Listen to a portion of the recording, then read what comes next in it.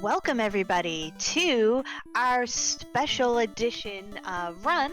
We are going to be playing here some advanced D&D Pool of Radiance. It's going to be the 100% all major quests category. My name is Natara. It currently says Squibbins on there, but don't worry, it's Natara. And we'll just fix that up in a mo. And our runner today for this lovely bonus game is MSKain. Do you want to talk a bit about your run? Hello all, I'm MSKain, and this is AD&D's Pool of Radiance, the first officially licensed AD&D video game to use AD&D rules. There's no sound for the game because they didn't include any music at all, and even the very minor sound effects lag the game so much, it takes an extra 10 minutes on the 100% run, so I just leave them permanently off. I ran this for Speedrun Ragnarok, actually, on this channel back in 2018, and finished about 149, I think it was, on any percent. Now I'm going to be doing 100% all major quests in roughly an hour, so it's a pretty open game as we're trying to complete our quest, and there are a number you can actually theoretically complete the game without doing anything except for defeating the final boss. But we are going to complete all of the major rewards that we can get from the City Council to safeguard City of Land, taking everything back. These are just basically all major quests in the game. And we're going to be seeing the Council Clerk, Sasha. There's an incentive for my run on Wednesday. We will meet her again in Secret of the Silver Blades. And we have an opportunity to save her from the Black Circle, which is something I never do in the speedrun because it's slow. So she has a better looking sprite and stuff. We'll meet her for the first time if you're wondering who the Flan Clerk Sasha is. And yes, there's going to be a lot of Thaco and all sorts of good stuff. So, alright, I think that's enough. I'm going to go ahead and get started.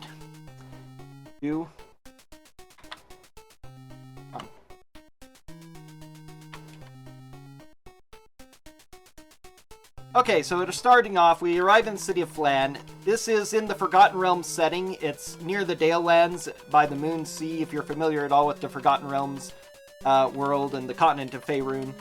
Flan is a city that has a long history of being destroyed by monsters. And so now humans and dwarves, elves, the rest have arrived to try and take the city back. So there's a small civilized portion, and they're calling for adventurers to help take the city back from the monsters. So we have answered that call. The first thing we have to do is buy ourselves some equipment. I'm buying some very specific equipment, and there's a lot of little things in this run now that it's changed quite a bit over the last little while. It actually has a bit of a community now. The world record for all major quests is 40 minutes, I believe. I have not quite gotten to that point yet, so it'll be roughly an hour-ish. Alright, so for this, because of all the experience I'm going to get completing all these quests, I have 4 fighter magic users because they are capable of wearing any armor, using any weapon, and casting a large amount of spells, which will make the game a whole lot easier. I, however, do not have maximum hit points because this game is actually very dynamic in its encounters. I have to win roughly 20-ish random encounters here in the slums in order to clear it. It's one of the major quests. And you notice I only have 4 enemies here. Because of this exact amount of hit points, armor class, and characters that I have 4 encounters. I would have up to 3 times as many if I were to fully do everything I possibly could with more party members, more hit points and such things. So I'm actually doing, specifically kind of jipping myself a little, specifically just to enable me to win these fights more easily, because it saves a lot of time over having 6 or 8 or more enemies in a battle. Now, normally you're supposed to clear out all of a specific amount of set encounters in addition to random encounters. After a little bit, after you've won 15 random encounters, they go away. Except that they don't go away if you try to sleep somewhere that is not safe. We're going to go ahead and bash into here for a bit of safety money and stuff.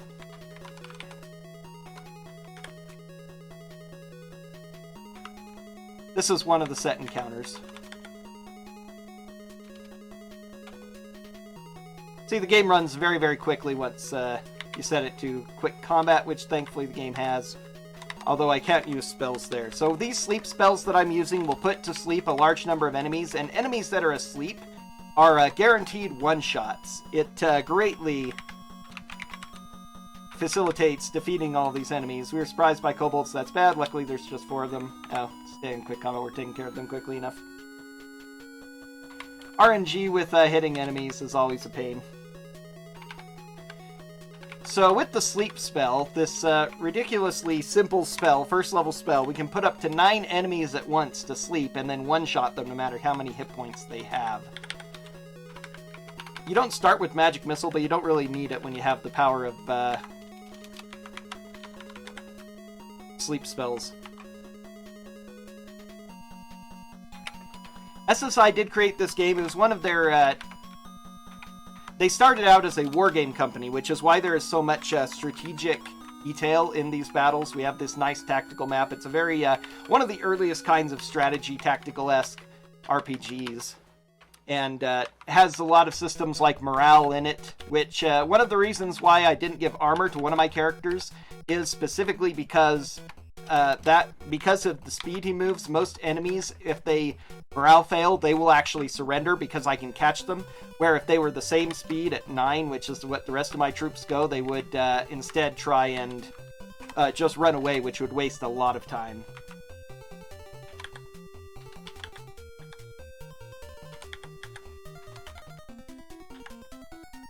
Okay, who did I give the other one? Alright, yeah, we're good. Memorize up my spells. Now I'm about to start my grind. Now, as I say, normally you're supposed to win 50 encounters and clear out all of these set encounters, but I'm actually going to be skipping a lot of the set encounters because you are guaranteed to get more random encounters by sleeping.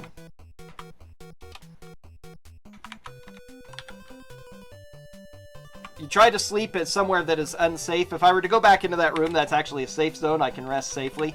We don't want to do that. I also want to face this way so I don't have to advance on the monsters. We were surprised by kobolds. Considering we were sleeping, that's not too surprising.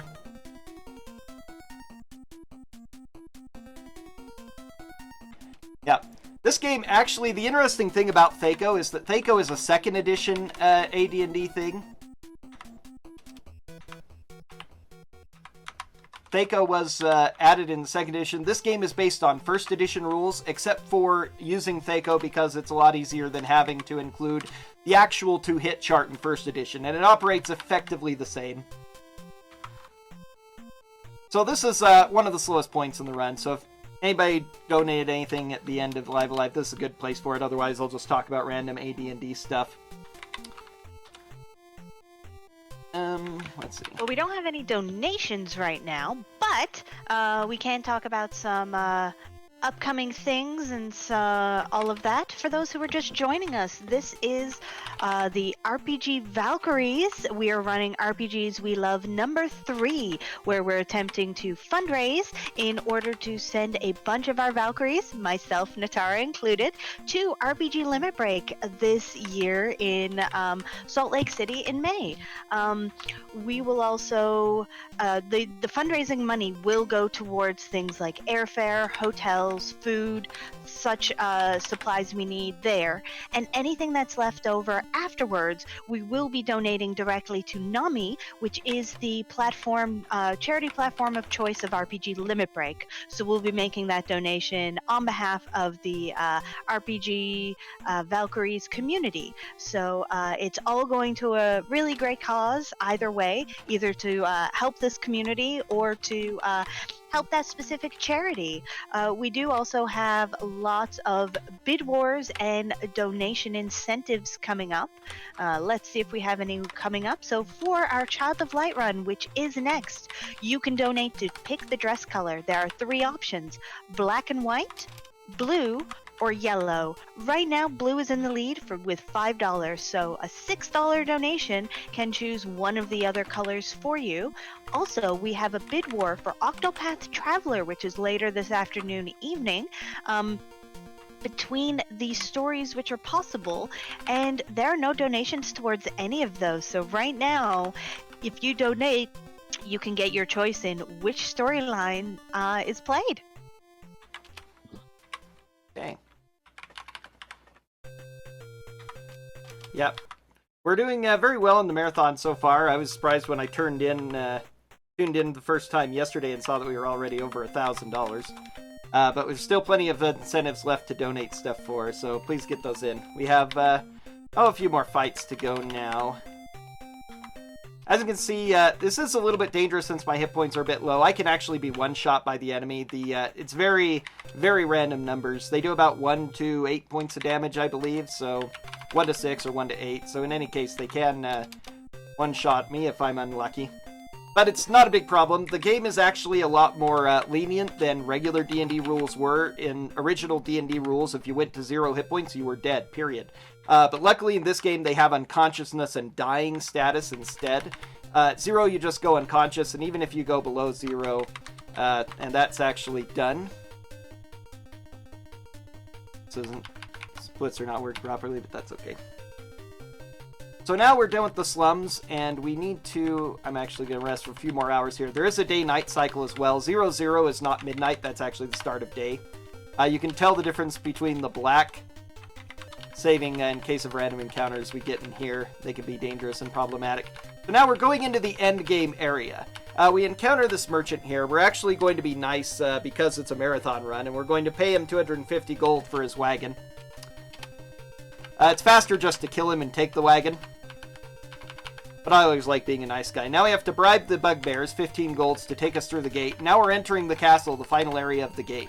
We stop into here, and we be nice to these laundry women, and they will give us clothing as a disguise, so that we look like Tyranthraxus' troops, and he will leave us... we'll get no random encounters in this area for the entirety of the game, unless we set off the alarm. We go down and get a magic sword here for Azure. Just picking up some very important magical items in this section for a lot of bonus experience. And again, this is the end area of the game, but we're about to show just how exactly OP the sleep spell is. We find this Temple of Bane with these clerics, and oh dearie my, I actually forgot to rest and memorize my spells. That's kind of bad. The fastest thing to do is actually to reload and go back where I can rest and do that.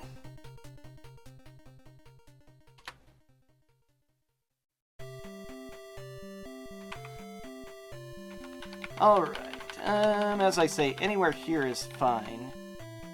I'm gonna go back to that well. I know that's guaranteed. I don't want to mess with anybody if I don't have to. You can get in some fights in these places, and I don't normally go in any of these places enough.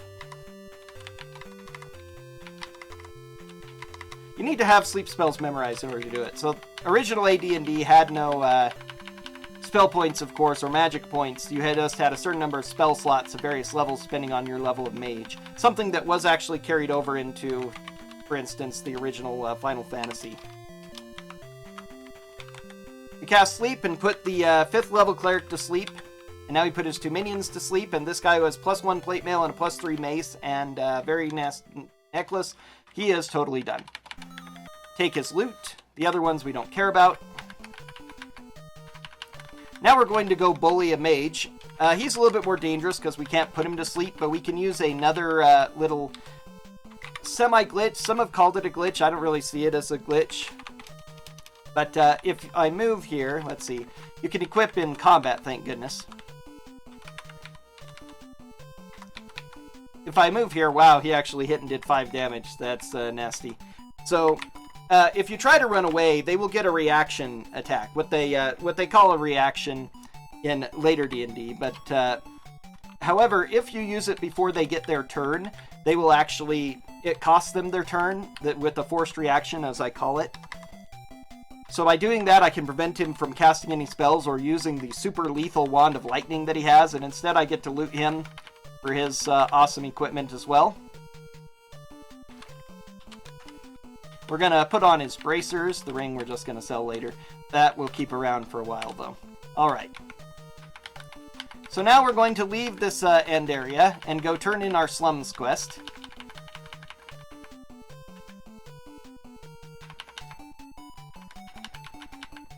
Oh, need to go through the gate first. Now the bugbears know that I'm not on their side, but I can just run from them. Reach the end here. I leave the city here. and can take a shortcut back in through a boat to the civilized area, and voila. Come into here. Now, I'm going to keep this, some of this stuff for a while.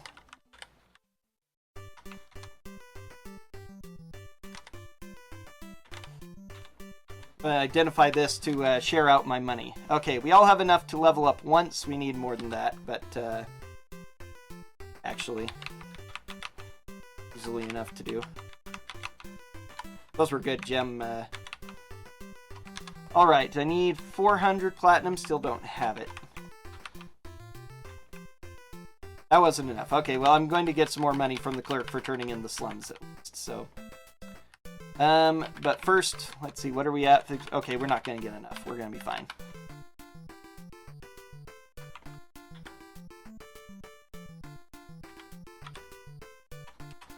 Now, there's not a lot of good stuff you can buy in this game.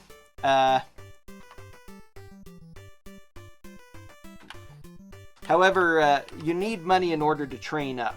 You need 1,000 gold pieces just to gain a level, so... also, you don't get much experience for, okay, that's enough for now. We'll get more money later. You get more experience generally for finding treasure than you do for killing monsters. That's where we got all of our experience from. I don't really use Magic Missile in my route anymore, but I always memorize it just in case. Now we're training up our fighter levels. In this game, there are also different training halls for each class. Now we're going to begin some shenanigans with this new wonderful thing I got. I'm going to add my friend Bags here. And we're going to give him this necklace of missiles. And then I'm going to drop my party. Then I load the game up, which I saved before I gave him the necklace. But Bags, because I removed him from the party, he went to the party pool, which took him out of the save game. So with this way, I can multiply my equipment. It's a little exploit that is, it's not really a glitch, but it is an exploit that's been in the Gold Box series pretty much in its entirety. Just the way the game runs, it's a possibility. Not entirely intended, so it would, a glitchless run would not be able to do this, but it is definitely handy for us. Because these necklaces of missiles are actually allow us to cast fireballs, a very random power, ranging from 30-point fireballs, 36-point fireballs, to 5-point fireballs. But being able, they automatically hit and do wide area damage, so having a large amount of them is very, very handy. I just have to remember to save the game after each time that I do it without Bags in the party, or else the whole system is thrown off. Whoops. And I just ruined the game there by trying to add a character who doesn't exist anymore because I was using him for a multi-game run. That character has finished the game, so the game messes up if I try to add him to the party.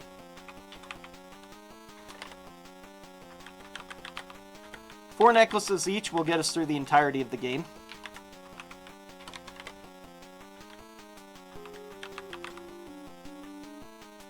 Alright, now with that done, we're ready to, because I had to reload the game, that reloads again. You can hire NPCs there or fight in duels, which is generally a very bad idea. Essentially, yes, Starsickle explained it extremely well. It's something that I abused throughout the series because you can use it to get some very powerful items multiplied out to the entire party, which makes the game a lot faster. Now, this is so-called Keep, a lighthouse, basically. Wow, no encounters this far. That's actually really nice. Not a super big deal, because we can avoid fights with the encounters, but it still wastes a little bit of time.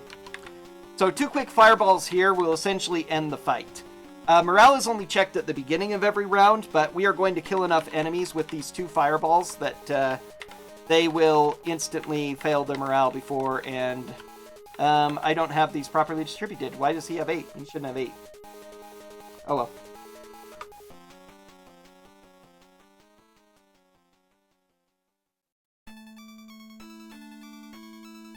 And now we're going to alt quick combat, because the fight is essentially over. Now they're all surrendering, and that big battle is very swiftly taken care of. Now we need to talk to this ghost who's haunting the lighthouse and preventing any ships from going out. By giving him the password of Lux, he knows that now that humans are taking the city back, he's fine with going away. Now we're going to go and grab some extra loot for one more magical weapon, actually a couple. You take the longsword, you take the mace +2, you take the shield, and you take the chainmail. These all have various uses. The chainmail is exactly the same as the banded mail I've been using, but it is also allows me faster movement. Okay, we all have 4 necklaces. Azure has none, right? Yep. Good thing he was the last person I got in the party. Whoops. Traded his sword. Inventory goes pretty quickly in this game, but can be a little messy. Okay, so I got those. Now I can leave the keep and go report my success. I give this password of Samosa to these skeletons and they leave me alone. Luckily I only need to type that once. Board the boat back to Flan. Yep. The city, again, is ruled by monsters right now. They conquered the city and killed everybody in it, and so these... so the ghost is the remnant of the Warden of the Lighthouse, and he's haunting it because the monsters are in the city. So he's quite happy to leave us alone here. Okay, now I need to get some more money, so... You take all the jewelry. I have enough for 2 leveled ups. I need more than that. Okay, those were pretty good appraisals. When you appraise jewelry and gems, it has a random value. You can't, if you say you don't want to sell it after you appraise it, it goes to your inventory as an item that sells for half the cost. So you don't want to do that. Okay, I don't think I can train my mages again yet, which is fine. But I can train as fighters again. It's important to train whenever you can, because if you have too much experience and you would gain multiple levels, it actually won't let you, and reduce your experience to the amount that would leave you 1 experience short of being able to go. So now we're going to acquire the second OP item in this game.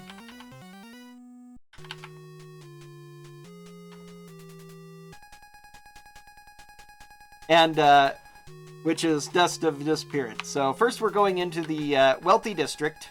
Oh, we got this fight right off the bat. That's good. That will save us a fight later. Oh, because I'm so powerful, we have a lot more of these guys. I forgot about that, too. That's good.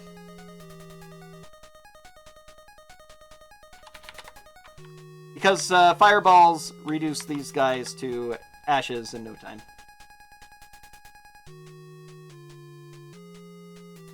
We'll go ahead and use, actually... Voila!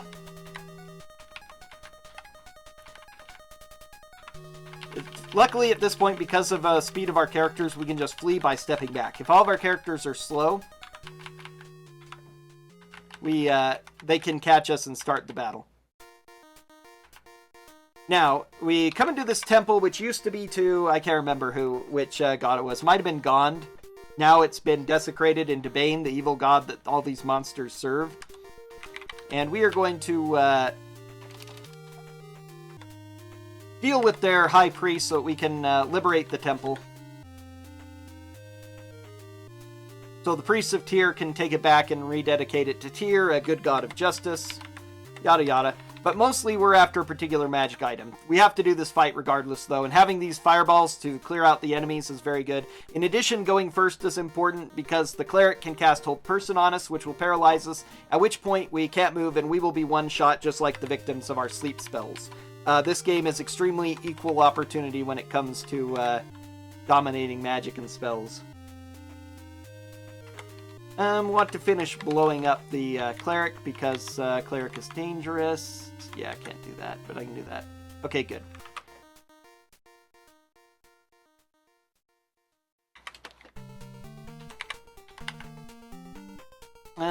I cleared the district. You can't see my splits, but I can see them and they're bothering me.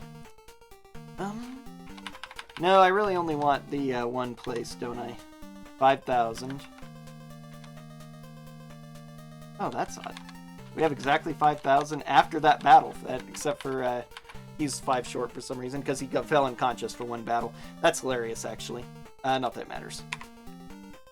Okay, we find this trapdoor. We have a wand in here and some dust. This is very important. The rest of the stuff we don't really care about much. So now we've taken care of the temple, we've taken care of the wealthy district. Going into that one house was the one thing I needed to do in the wealthy district.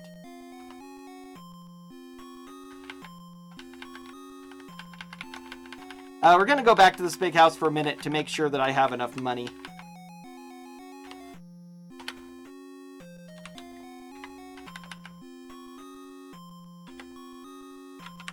Take some jewelry really fast.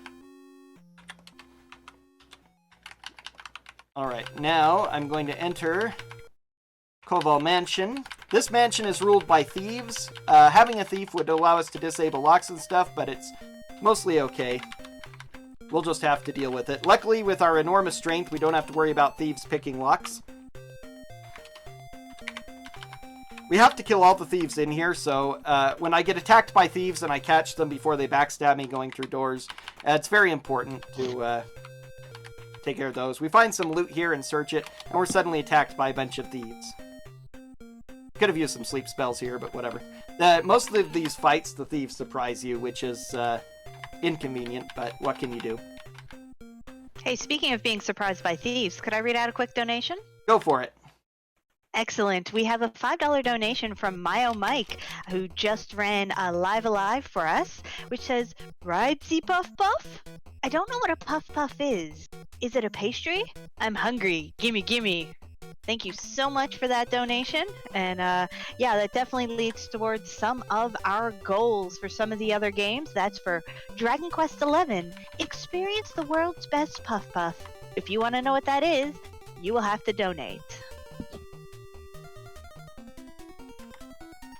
Okay, so we're dealing with the last of the thieves here, a very big group. They get the drop on us, which is inconvenient. We're pretty much have taken care of them now.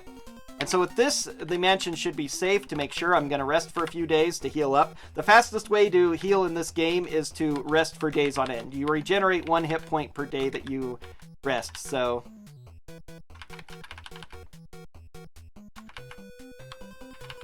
Alright, we're out. And we leave, go back to civilized area. Now, it's late. The council hall is, the temples are open at all hours, luckily, but what's our money looking like? Yeah, we need some more money, so let's appraise some of this jewelry. Excellent. Okay, now we have enough for 3 level ups. That's good for now. I don't want to get too much money at once, however, because it does have encumbrance on you and will slow your characters down. So now we're getting our rewards for these 3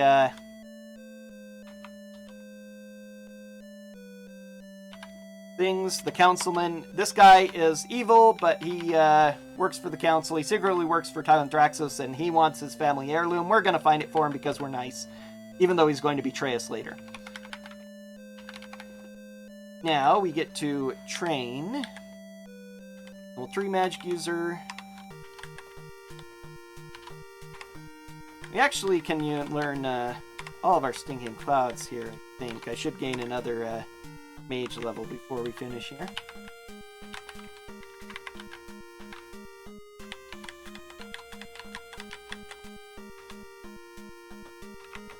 Alright. Now we're going to go deal with one of the harshest places in the game, the graveyard. Oh, but before we do that, we need to take advantage of this wonderful new toy I got. So, we need to go back into the party formation screen, which means I need to go into the hall. And we need to add our buddy Bags here again. So now, Cyan has this magic dust and this magic wand. The wand is moderately useful, so we're going to go ahead and give that to him. But also, this dust is very much OP. Dust of Disappearance provides superior invisibility, which makes you immune to pretty much everything except for being hit in melee combat.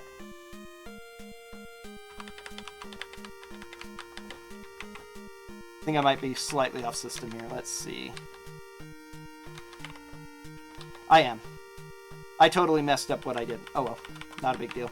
Just slows me down a bit.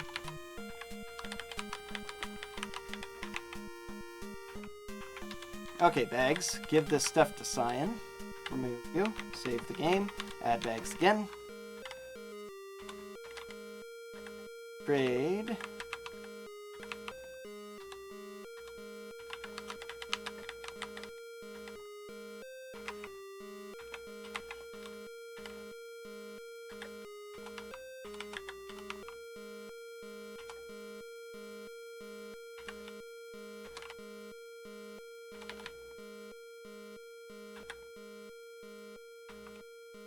I think. Does everybody have a wand now? Yes. Okay, good. I'll just have to go around it. That'll be faster. Okay. So, Dust of Disappearance lasts a long time. Normally in D&D, when you have invisibility, if you do any kind of offensive action, like casting a spell or attacking an enemy, the invisibility goes away to prevent it from being too powerful, you know, attacking from invisibility. However, Dust of Disappearance is special invisibility that does not operate after that fashion. He's full. I gotta trade it to somebody else. Okay. Fine.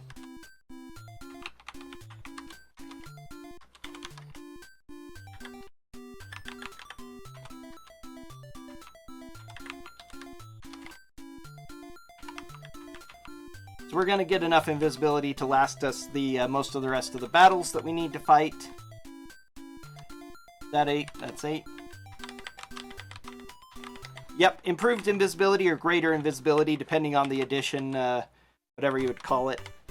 They didn't actually, the funny thing is that they didn't actually have a term for it in first edition AD&D. But they later added, in second edition, they added some of the other ones. Okay, I think that should be enough dust, actually. I can always multiply more if I need it. So we'll go ahead and stop there. So we definitely need it for the graveyard because there are some very dangerous enemies that can also drain levels from us, which would be unfortunate. Take our boat out into the bay. We need to head into this section to go into the graveyard. Oh, I forgot to do something, but oh well. By removing my equipment, once again, the dynamic random encounters we get here will be lessened in intensity. Not a super big deal. Just make some of the forced random encounters I'm going to get a little bit easier. Oops. This was not where I wanted to go. Oh well. We have fireballs to take care of these guys, so it's not a huge deal. Because we're invisible, they just won't do anything. If they're next to us, they can see us enough to attack us. But we can't be targeted by any spells, which is the, or spell-like abilities, which is the biggest thing. There are a couple effects that can target invisibility in this game, rather weirdly, but for the most part, we have ways around them as well. Yeah, level drain is an extremely big problem, especially since the temples can't take care of it. There are a couple things we can do to get scrolls that will remove it, but they are difficult to use, and we have to have clerics, which we don't have. So we really don't care. We find some undead, so we have to fight them. If I surprise undead, I can flee from them. Otherwise, trying to flee will put me at a random location, and I will be totally lost. Especially since this artwork is not set up for landmarks. So we just have to take any random encounters in the chin, but should be okay. I'm going to start combat at this range. Paralyzed with fear. Jeez, what are these undead we're seeing that paralyze us with fear? That's bad, but luckily they can't see us, so all we can do, just whites, even whites are paralyzing us. Oh, there's a mummy, okay. That's interesting, I've never seen a mummy before in these fights. There probably would not be a mummy if I had remembered to take off my equipment before coming into this fight, because I have pretty good armor class and decent Thakos and such because of my high level weapons and my decent fighter levels. Luckily, not everyone is paralyzed with fear. Okay, take care of him so we can get closer. Getting bad fireballs there. If I'd memorized some magic missiles, I could finish them off with magic missiles. Word. Luckily, I have a lot of necklaces. This should be more than I need. I multiplied an extra one more than I usually do for safety.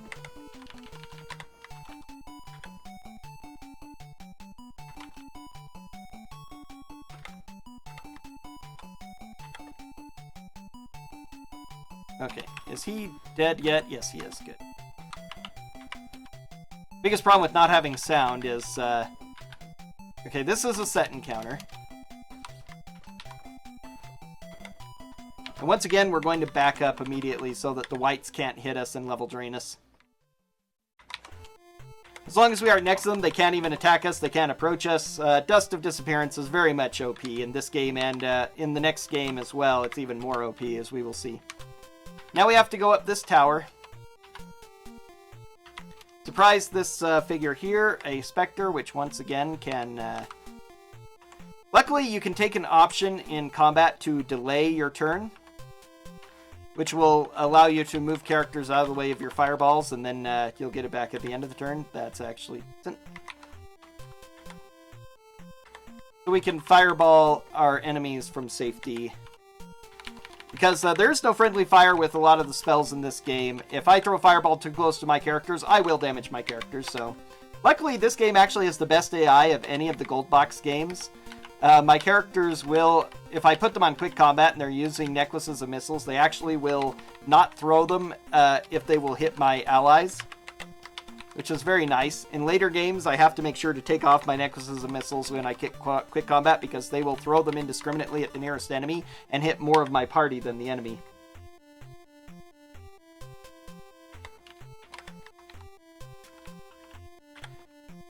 Couple of good fireballs there. Was that it? Okay. The game doesn't end until the end, or the battle doesn't end until the end of the round, so...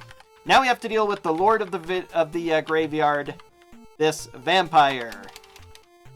So this guy is very, very dangerous.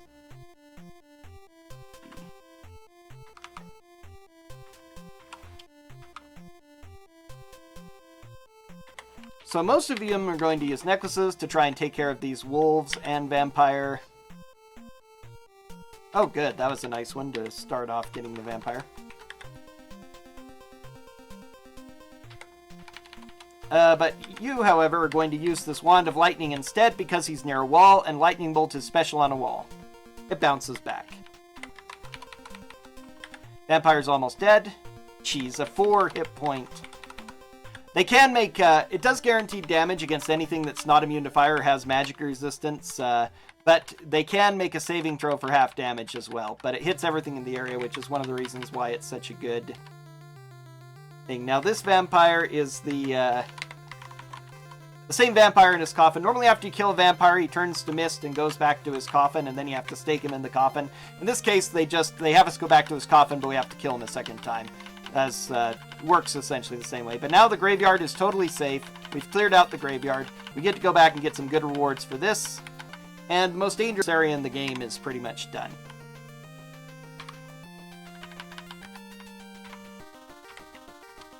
Okay, gonna need some money.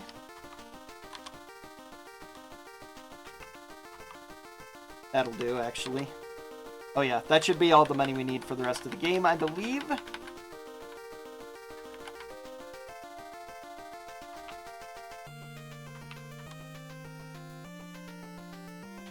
Alright, she's giving us some of our quests and such that we need.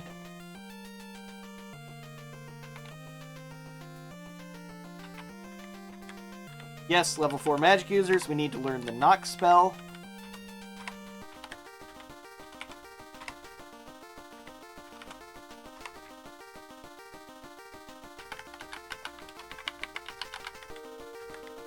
Level 5 fighters.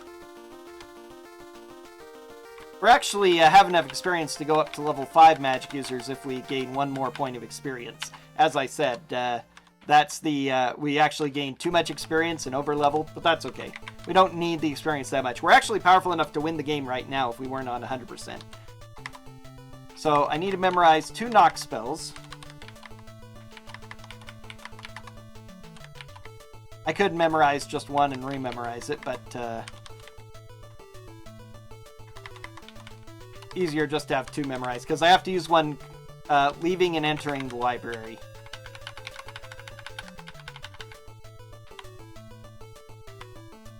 I forgot to actually rest and memorize the spells. Whoops.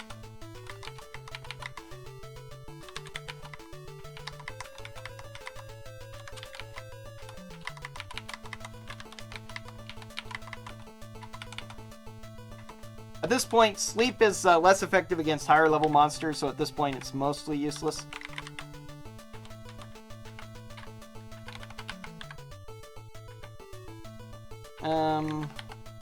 Yeah, this is fine. We'll go this way. There are usually 2 entrances to most areas, so first thing I need to do is go to the well here. We try to enter the well and kobolds come out and attack us twice. They're very easy to deal with at this point, though. Especially since we get to sweep them. A interesting little feature that they give in this game. When you fight really, really weak monsters and you're a high-level fighter, you get to attack a number of ones. That was... I need to take off the Wand of Lightning so I don't waste it anymore. The Wand of Lightning is semi-dangerous, because even though he won't target our characters, if it bounces off a wall, he will not be aware of needing that anything is going to happen. Okay. Go ahead and climb down. I'm going to go ahead and use a one of my dusts here. Safety. We get shot by arrows here. Wow, we actually took damage. That's unusual. It's an event rather than anything else. And now we find the bandit leader who's under the well here, and he and his little kobolds and lizard men are no match for fireballs.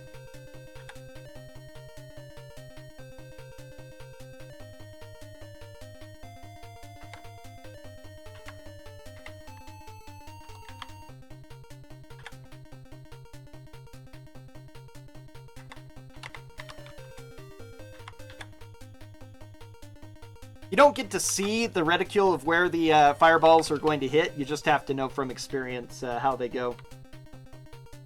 Okay, that was him. Going to loot his stuff here. More money and such. I'll need to do some coin changing when I get back to town. If you spend money on anything, it changes the character's coins. I will often pool my money so that it will go to multiple people. Okay, all healed up. Color coding in this game is nice for easily knowing when people are at max hit points. Alright, now I need to go into the... Oh, we were surprised by gnolls. Rather inconvenient. Very inconvenient. They're all getting to move before us, which is usual when you get surprised. There's not a lot you can do to control surprise hits.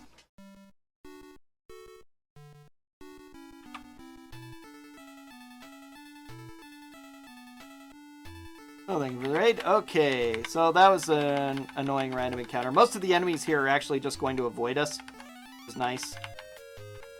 Alright, so to enter here, we have to use the knock spell. We're not really strong enough to break our way in because it's magically locked. A basilisk in here. The basilisk can see us, even if we, it hisses at us. That's unfortunate. Even if we have Dust of Disappearance, its gaze can turn us to stone, I guess because we're looking in its eyes, but luckily it only rolls on its turn to do one person. We can surprise it. It's kind of random if that happens. It doesn't seem to be aware of us, which means we all get to move first. We really want to kill it before it can go and turn us to stone. We could buy silver mirrors to reflect its gaze, but that's slow, so we don't want to do that if we don't have to. Let's see. Yes, the Cloak of Displacement. Now we need to find a bunch of books in the library. We kind of don't have a total understanding of when we found all the books in the library. It's kind of a weird random thing, but we just go with, you need to find generally 3. Sometimes I can find 4 for some reason, but usually the game only allows you to find 3 in there and then 2 in this room. And these are the only books that are really important. Oh, we got a 3rd one in here. Oh, and 4th. Okay, so yeah, sometimes it's really weird. Some of them aren't really worth a lot. We're not sure which ones are the most important, so again, we just search a whole bunch and just deal with it.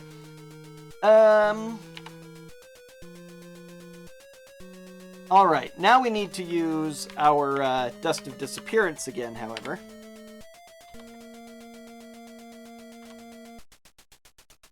So that we can, because once again, we have to deal with the Spectre, who is most annoyingly can level drain us. Didn't hit, that's good. He surprises us too, so he usually gets an attack in. Luckily, the invisibility does make us harder to hit, even if he can see us. So we're usually okay, but now we have to use our second knock spell, and we're good. We can rest anywhere in the library as well for free, which is wonderful. Now we have to go and collect the family heirloom box for the... Oh, that's very unfortunate. We are still invisible, that's good. These things are not super powerful, but they have a poisonous sting, and poison, like every other status ailment in this game, is very, very bad because it can one-shot you, and we cannot hit a 5 armor class scorpion. That is awesome. Okay, finally dead. This place has some dangerous random encounters. Usually we don't get any, but sometimes we do. Now, an ogre and a large group of hobgoblins, but of course the power of necklaces of missiles means that they are pointless.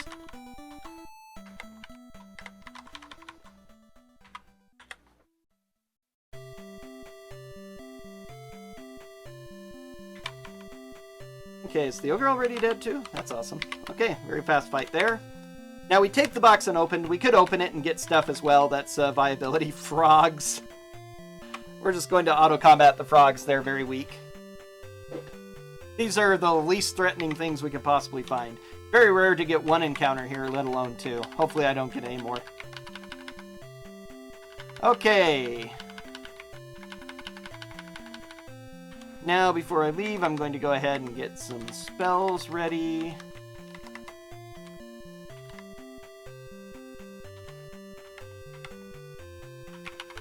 And heal up. And by heal up, I mean sleep for days upon days in order to get my hit points back.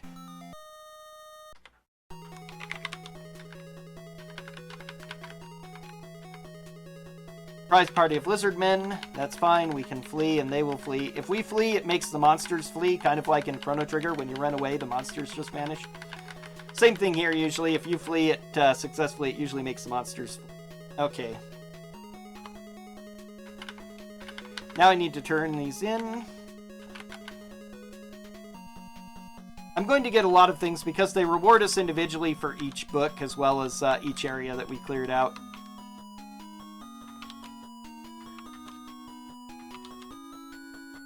One of our rewards is worth 0 experience. Okay, so that's that done. We have only a few quests left to do. So first of all, we should have some experience to gain. 5th level mage.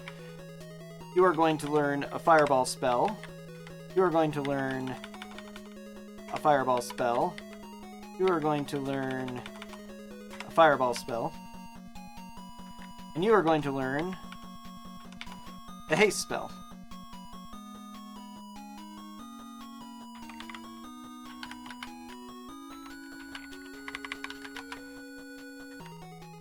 Cannot train as fighters yet, which is fine. Did you say you can't train spiders? Because that sounds like the worst. As fighters. Not Oh. spiders, fighters. Well, you also can't train spiders, and listen, this is why this game has failed. Yes. Okay, now we are going to go west. Let me not do the wrong one this time like I did in my practice yesterday. So now we're outside of the city and we're exploring in the wilderness. We can convince kobolds and other humanoids to leave us alone by parlaying abusive to them. You can parlay or speak to creatures, and of course if they don't speak like sturges and griffins and scorpions, it does no good. They'll just attack you. But humanoids you can parlay with, and with your charisma and certain choices you can make them leave you alone. Now we're in this pyramid, and it's a teleporter maze. Luckily, it's a very easy maze. The teleporters change every time something goes through it, so for all of these steps, I have to throw a rock and then move on. And it's very easy to memorize, because there's only one actual place where anything changes. Throw a rock and move on. Throw a rock and move on. Now, I'm going to do a safety save here, because I'm going to show something off. I heard some people mention right before we started Right before we started the run, people were saying, doing the D&D joke, and the end of the last run, rocks fall, everyone dies. We've all had that GM, right? That dungeon master who's like, rocks fall, everyone dies, just arbitrarily out of nowhere. Well, this game has the equivalent of that. You step up to this door, and there are these dwarvish runes. So, we have to translate it. So let's, give me the first word in chat. Is going to be what the password is. Somebody give me something. Spider! Spider! We really mean spider. Suddenly a hidden door bursts open and a horrible monster bursts forth, shouting, "Yah, yah, yah, yah, yah, yah, yah, yah!" It wades into you, tearing you apart with 3-inch long claws. The characters die. The entire party is killed. Drops me to DOS.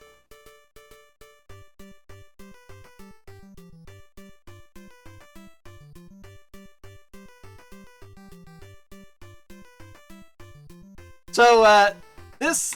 I call it the copyright protection boss, because what these runes, the way you translate them is, the game originally came with this wonderful little code wheel that had a bunch of Elvish and Dwarvish runes on it, and when you started the game, you were supposed to maneuver it to translate the code that they gave in to prove it. You had it. Copyright protection from the 80s and early to mid-90s. Yeah, it was a lot of fun.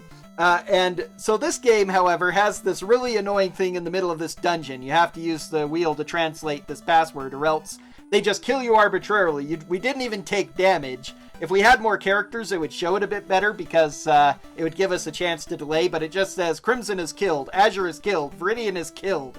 We don't take damage. We are just killed. The party is killed. So we have to come up, and we translate it as knock knock, and guess what happens? Nothing. Nothing. Yeah, there's a lot of copyright protection back in those days. So we come into here, and this wizard is using this equipment in order to pollute the river, and our quest here is to defeat him and destroy the equipment so that the river won't be polluted anymore. So we are going to move away quickly and not destroy the equipment, because that's slow and could blow up on us. We come into here and find these lizard men prisoners. We parley with them nicely and automatically release them. They give us a password and run back home, which will help us avoid another quest. Gonna go ahead and use some dust here, just for a bit of extra safety. Bash our way into here, advance on this wizard, combat him, and now blow him and his guards up with, you guessed it, Necklace of Missiles. He has some mutant lizard men that are more powerful than normal lizard men, but of course they're not fire immune, so how good could they really be?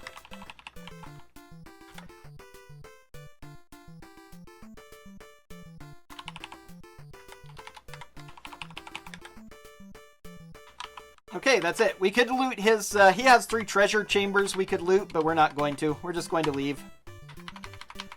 And, oh yeah, we didn't destroy the equipment. Whoops. Oh, about that. Doesn't matter. All you need to do is actually kill Ulash. Even though it gives you the equipment and shows it to you and gives you the option of destroying it, that is not actually necessary to complete the quest. Oops. Now we're going to deal with some nomads in another speedrun strat.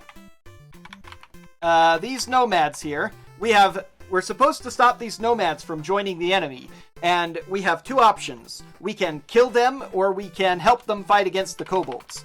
We are going to choose option 3, the speedrun strat. They take us in and take us to a feast, and night falls, festivities. They take us away a place where we can rest, and they're like, yeah, we don't intend on joining Tyranthraxis. Hey, kobolds are coming. Do you want to help us fight them? We say no. And they kick us out, and there, we solved the quest. We didn't have to do anything. Sorry, the kobolds are going to kill you. That's not our problem.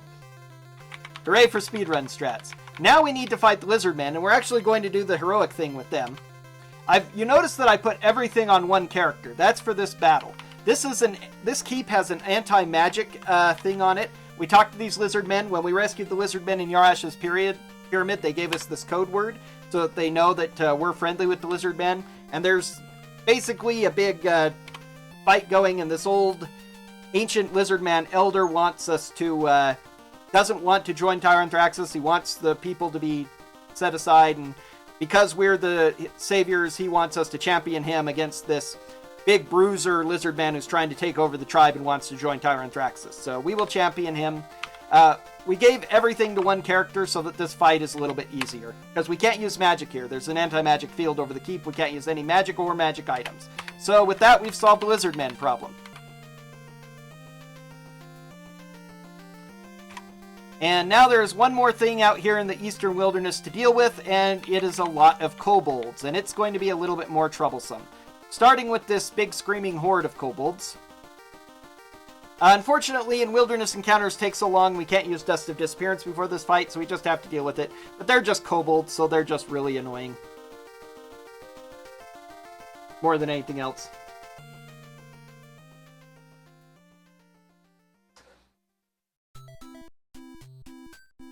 Yeah, it is an old game, so it wasn't properly programmed with some of the things, but this is a long, rather boring fight for the most part. Because of the kobolds being so far away, it's hard to use fireballs properly as well, so I'll just use auto combat, and if my guys throw fireballs, all the better. But we have some time if you've got anything, Natara. Well, yeah, I can definitely talk about some of our bid wars and goals that are coming up. One I'm going to mention, which is not actually until the end of the marathon, but I have a personal stake in it, is you can donate in order to unlock the Ring Fit Adventure Run.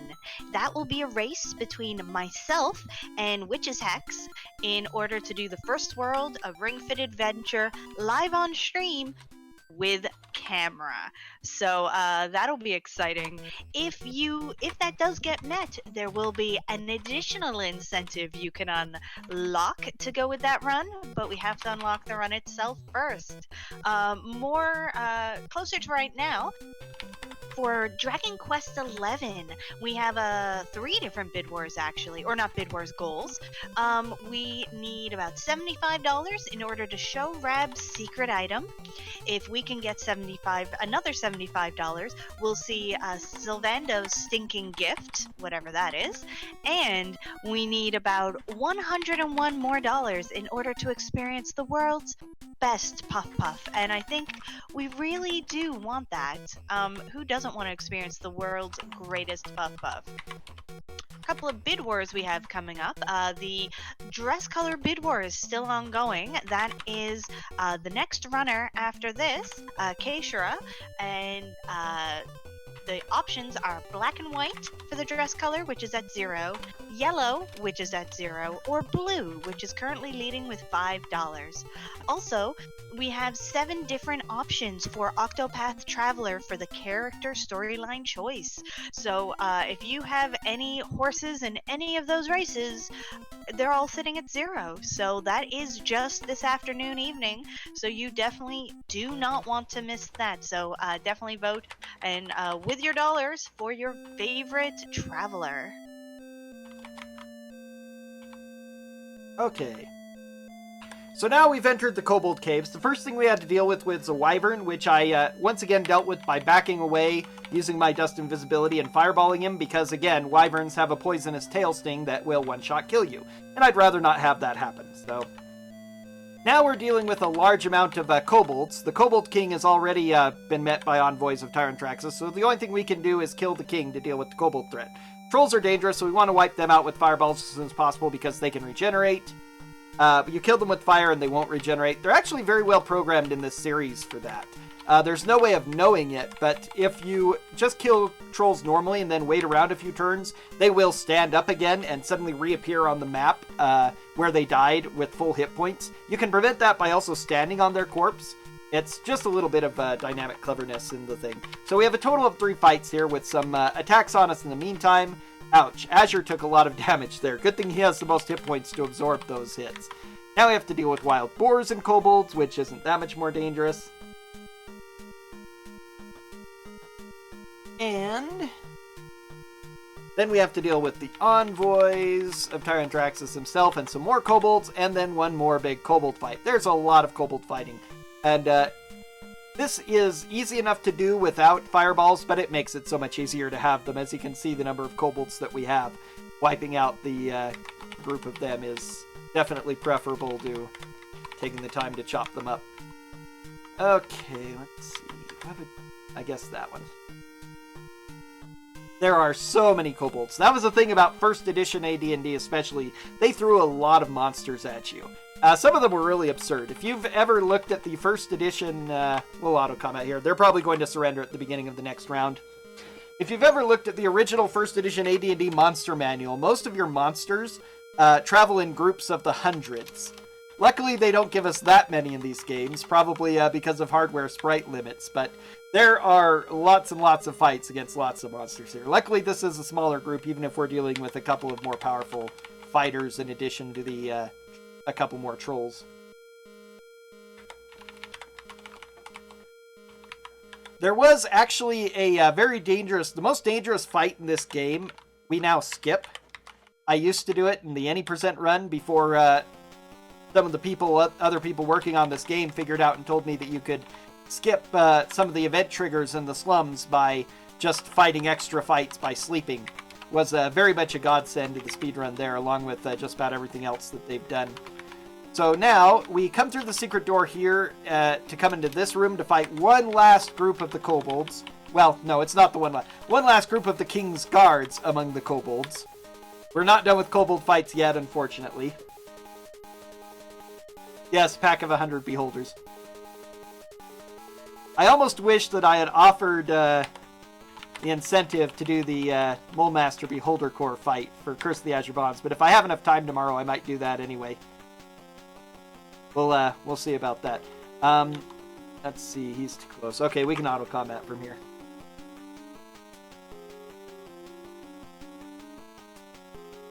Yeah, you'll get plenty of beholders tomorrow, don't worry.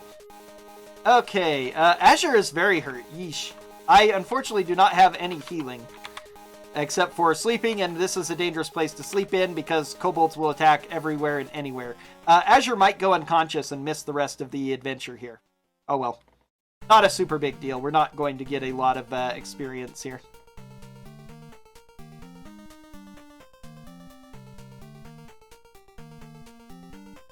Oh geez, that one running away. This is why running away is bad. He actually made it all the way to escape. Okay.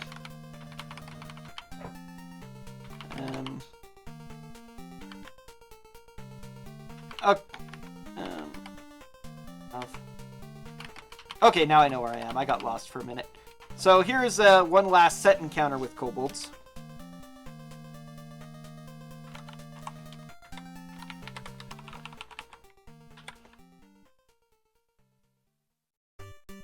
But yeah, the king fell into his own spike pit trap and died, so we don't have to deal with the king. But we need to go there to confirm that he's dead. We ignore their treasure. They have a lot of treasure. More copper pieces than we can possibly carry, for instance. Spikes bring out and impale us. Luckily, nothing happened. Hopefully, no more encounters on the way out.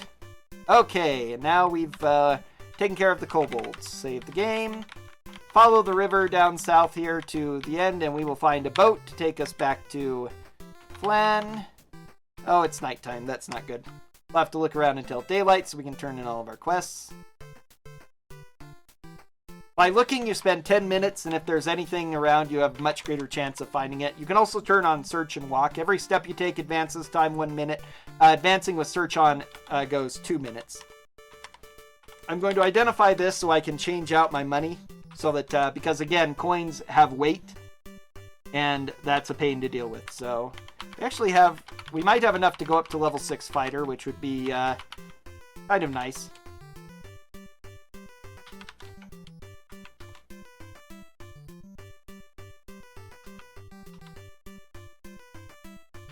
Okay, now we're going to come and get a diplomatic packet from Senior Counselor Cordona, which we need to take to Zentil Keep. If you know anything about Zentil Keep and the Zentarim, they're a group of evildoers who, I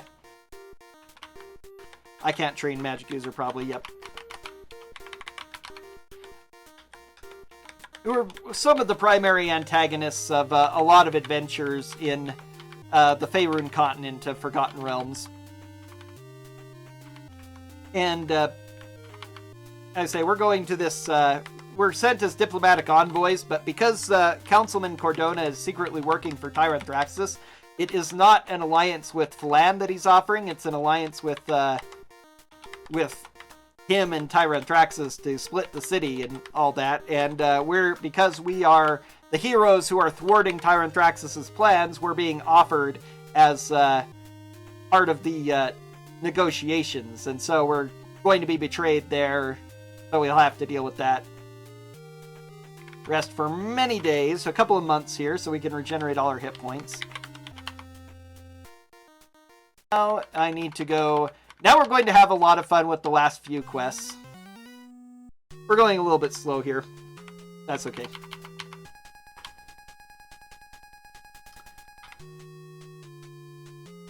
So at this Buccaneer outpost, these Buccaneers have kidnapped the young son of a prominent family, and they want him rescued, and that's our quest here. So we are going to rescue the son. However, we're not going to take him back to his family immediately because that's slow. Instead, we are going to release the animals here that are in this pen, and they're stampeding around, causing confusion. We bash our way into the prison to get the young son. There you saw a glimpse of him. Now we try to escape. Some of the Buccaneers are able to rally and attack us. That's fine. Yep, we didn't save the animals, but we released the animals. Hopefully, darn it, another encounter. They're not very hard, but there's just so many of these enemies that take some time to clear through.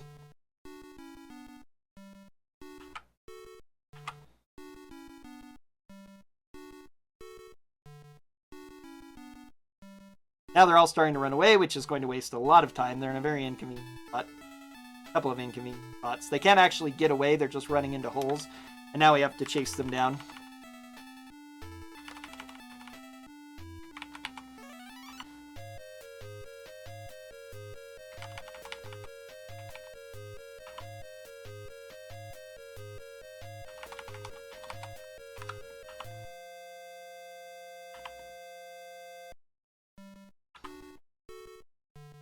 Okay, that's that group, mostly. Did one get away somewhere bizarre? Where is he? Oh, geez, all the way over there. This really stinks. Okay.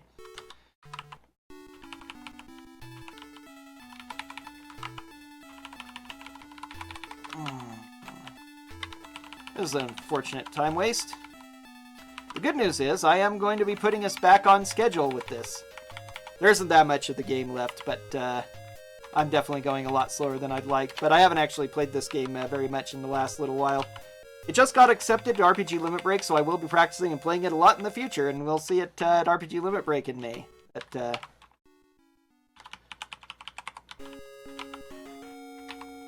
hopefully I can get my elusive sub-hour time before then. Okay. Please, no more encounters here.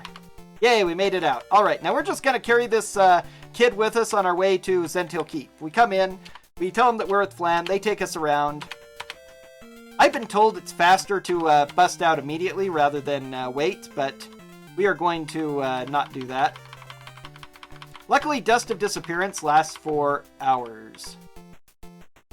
So we are going to use some dust now.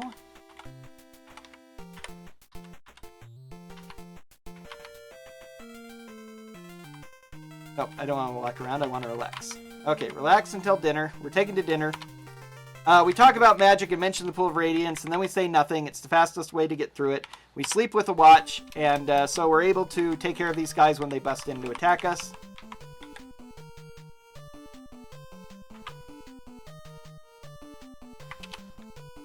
And now another group is going to bust in and attack us.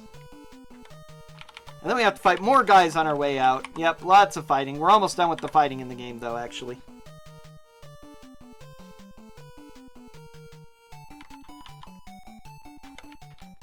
And yes, our Dust of Disappearance is still on. That we put on a couple of hours ago.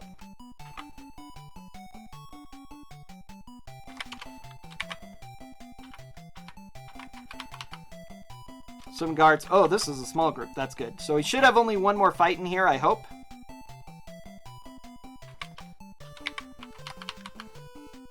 Nope, we made it through without any. Oh, out of the commotion, we do have one last fight.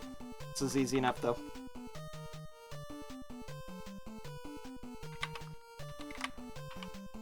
Alright, we've left Zentil Keep. Surprised by a group of tigers. That's very unfortunate. There are tigers out here. Okay,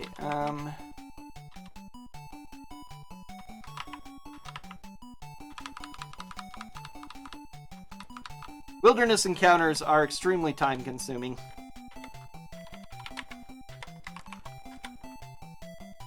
For multiple reasons.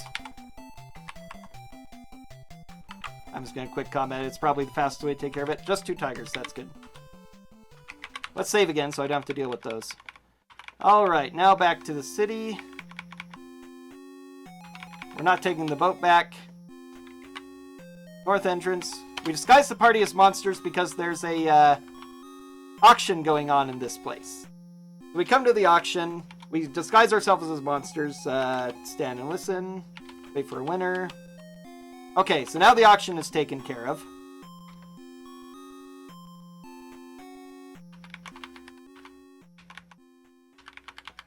We're slightly lost. Okay, here we are.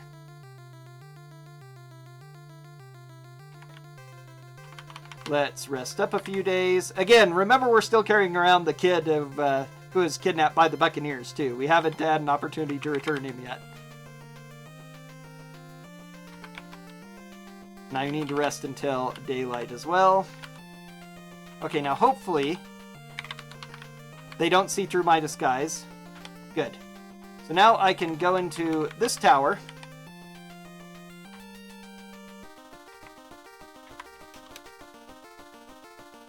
And you are out of necklaces of missiles. That's unfortunate.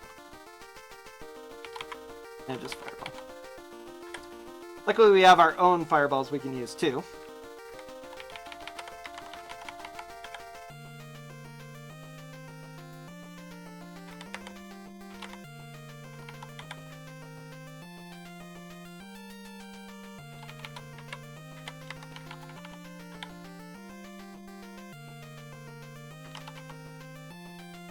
Oops, I'm taking a lot of damage. I forgot that I didn't have dust on for this. Okay. That's the Ettins taken care of. I'll memorize my fireball again as well as rest up so I'm fully healed. Rest a few days. The alarm started ringing when we killed these guards, but nobody thinks to reinforce this tower so we can rest here safely.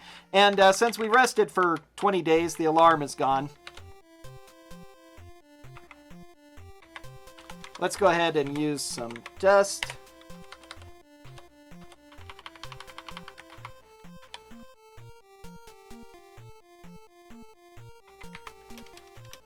Again, the alarm starts ringing.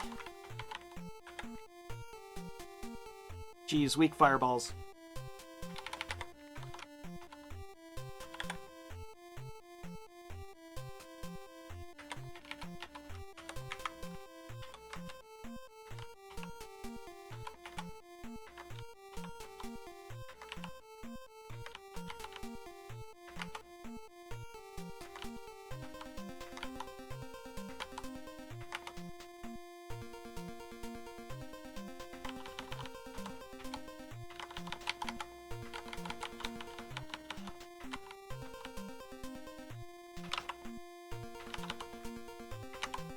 Die already? Okay. The Ettins are gone.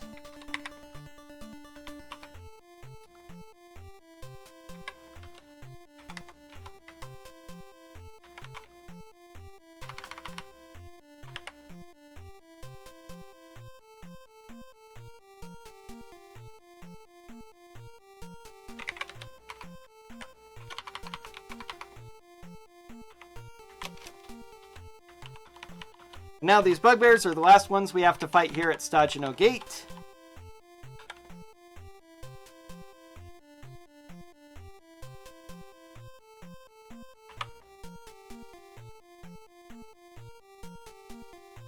And they all surrender. Okay, and now humans have taken the gate back, so now the only area left is the boss's castle and the 2 fights with him. We rest for a day just to make sure the alarm go away so that we can get safely into there, memorizing everything to make sure we're good.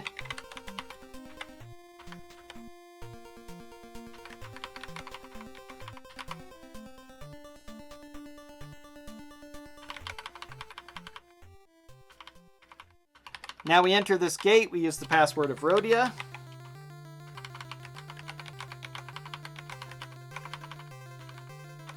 We go through this maze.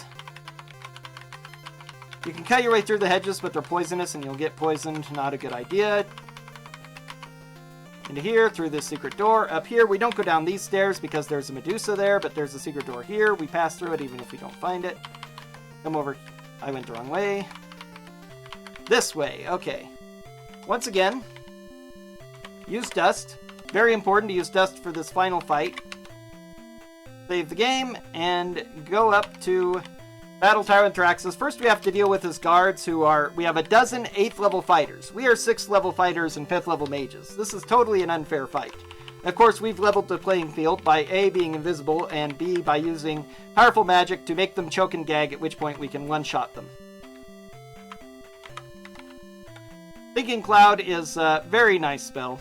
It debuffs anyone who's inside of it, and also gives them a chance of choking and gagging, at which point they are helpless, paralyzed, whatever you want to call it, and therefore can be one-shot by any attack, even a dart thrown by a mage with 3 strength. Okay, so who is helpless? You are. You have a bow you can use to hit people from afar. Who is helpless in the back row? Boom. You have a... We don't need necklaces anymore.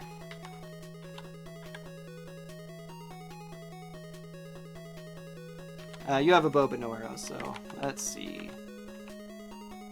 Anyone in the front row? He is. Okay.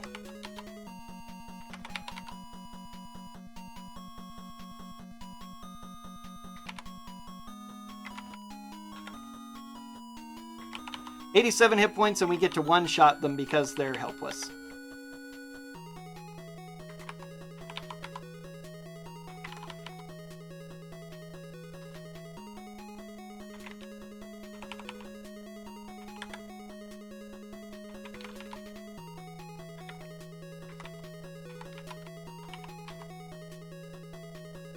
There we go. Only one ended up not failing once. Whoops.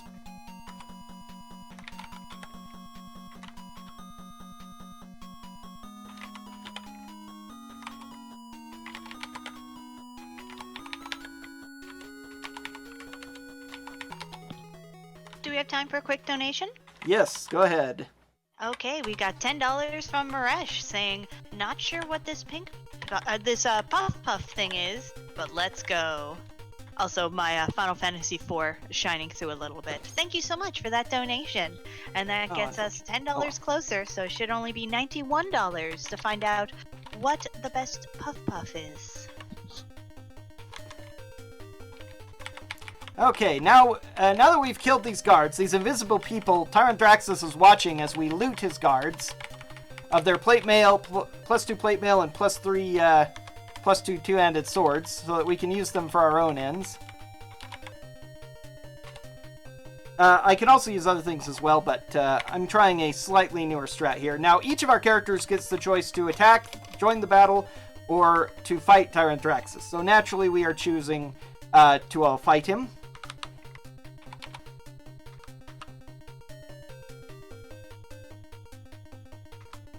And now I'm going to go ahead and cast my haste spell.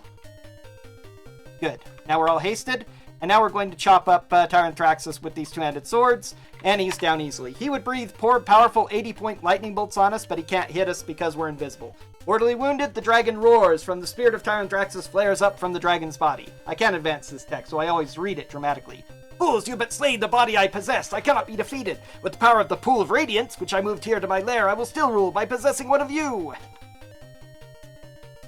But then Lord Bane calls him back through the pool, and that text gets skipped through pretty quickly. So yes, Tyranthraxus is an evil spirit that possesses things and makes them do his bidding. So he was in the body of a bronze dragon. But with him defeated, we go back home. Now we get to turn in all of the quests we've been doing.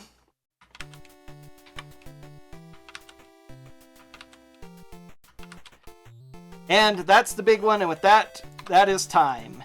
We've defeated Tyranthraxus, we've saved the city, we did all of the tasks, finally turned in that poor little kid to his parents, got him back, and the city is saved, and that was AD&D Pool of Radiance. You did it! Congrats! So, I am very much rusty at the run, as shown. We also had some bad RNG, but that's okay. At least I got us caught up closer to time now. That's right, you did. And with that, that's going to end our bonus run here. And we are going to go and chill with some music while we all get set up for our next run, which will be Child of Light by Keishara. So look forward to hearing from you shortly.